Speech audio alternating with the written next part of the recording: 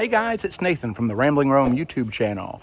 We are camping using my room mode for the first time with my wife. I've done this once before, but first time with her, sort of our pilot with this. But I wanted to talk about our setup a little bit and just kind of talk about a little bit of technical considerations you may want to think about if you are using the standard J1772 level 1 charging plug that Toyota provides, which is what we're doing. The big advantage to doing this is you can actually set up the back of your RAV4 Prime as we've done. We've got the 21, the initial model year of the RAV4 Prime.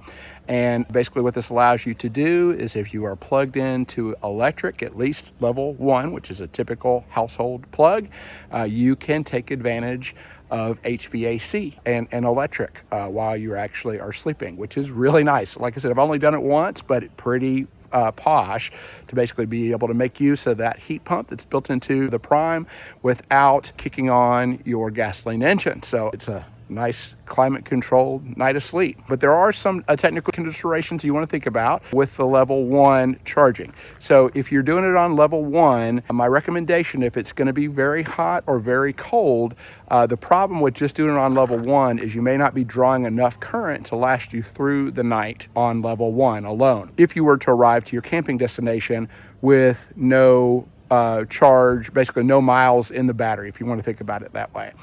So what I did to prepare for this trip, knowing that I was going to just be doing level 1 charging, is I charged up before we left the house, and then I immediately put the car in the charge hold mode. So I want to show you what that looks like.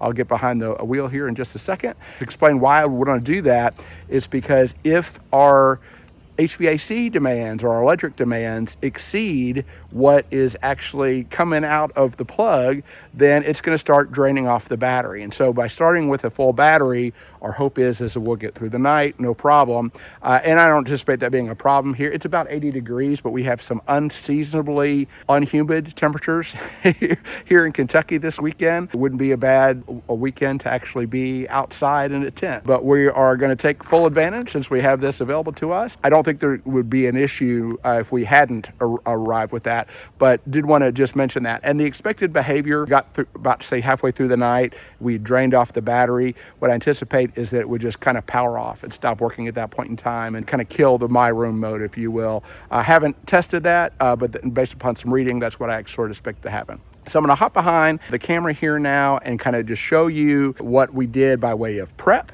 and then how you actually plug in and activate the my room mode if you haven't seen that. Okay, so I'm behind the wheel now, actually in the car. I'm actually going to put my foot on the brake and power on the vehicle, just kind of show you range. And for all you RAV4 Prime owners out there, this should be a very familiar screen to you. So I need to hit the little button here to clear the screen that I'm looking at. And here you can see my range number. So when I left the house, it was actually estimating the EV range at that light's going to keep coming on because I have the the hatch open in the back, so sorry for the annoyance there. But you can see the EV range is showing at 39 miles. It was actually 41 when I left the house, and that, you know, estimate, I mean, it's an estimate, so that will potentially change as you went down the road. But so I preserved, in order to preserve that mileage, or basically the battery, what I did is down here on my 21 RAV4 Prime is there's this button that says HV EV charge hold. So if you push that button, it actually switches it and it turns on the HV mode. So once I start moving, it would actually power on the engine. So that would happen there.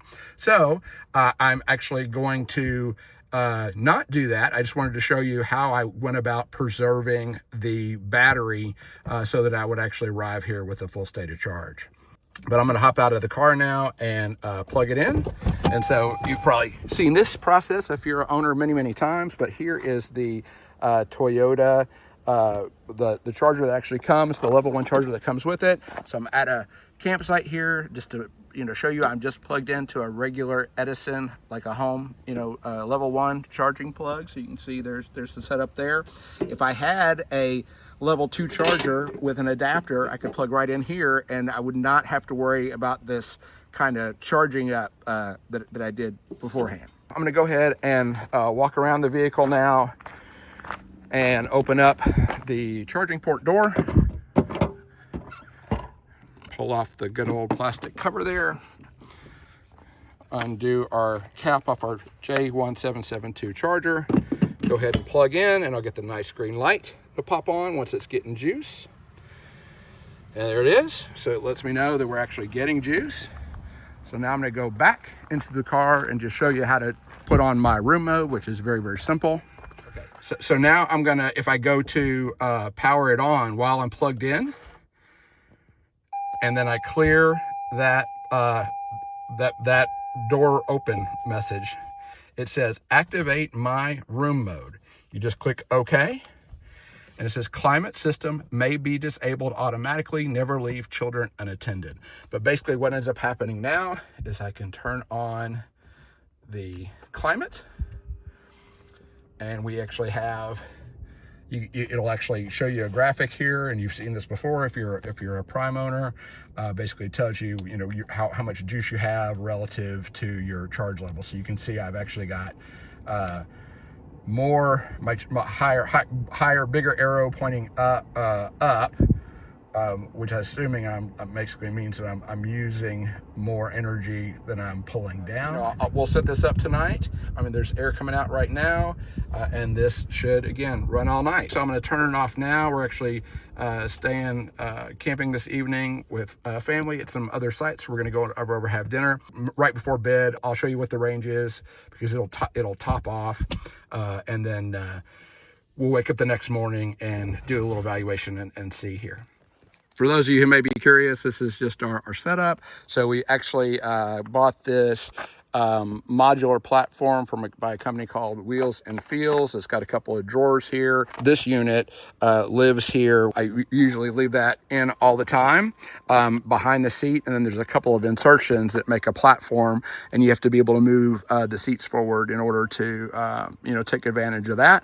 And then we just basically bought this is like a 4-inch memory or foam topper, mattress topper, and I cut it to size to the back of the RAV4, and you can see we've got our my wife's got her sleeping animal there, and a little bear, and then we've got pillows all tripped out here, and then what's nice about this platform is that it actually has enough room under the seats to actually store things. So she's got her basically bag with clothes there, and I've got mine on the other side. So this is really a nice setup, and those of you may have seen my setup before. I carry bikes a lot for YouTubing that I do, but this is just a cargo rack and a swing arm, which basically gets us out of the way. So likely what we'll do is get in and out of the doors. I don't know that we can make use of the opening of the door, but we may test that and see. Begin. We'll check it out. Back in the car, and I want to get back into my room mode. So I'm just going to hit, and I've already just verified that the chart is charged up, and it actually showed 41 miles on the charger when I actually power the car on. But if I don't step on the brake and I hit the power button, it says accessory. And then if I basically turn the little, this little button right here, it is going to prompt me, I believe. I'll have to hit OK, I guess. Go out like this, hit OK. What the heck? Open, we are fully charged, so I'm going to hit the power button. I'm going to now hit the little arrow and hit, and you can see we've got 41 miles of range. I'm going to hit the OK button. And it's supposed to prompt me here for my room mode. I don't know if it's a problem because I've got a full charge, but I'm trying to figure out how to get back into my room mode. I don't know if I need to re-plug it in. Okay, just showing you what the dash looks like with everything turned down. I will say that the headlights were on in the auto position, so I had to manually turn those off.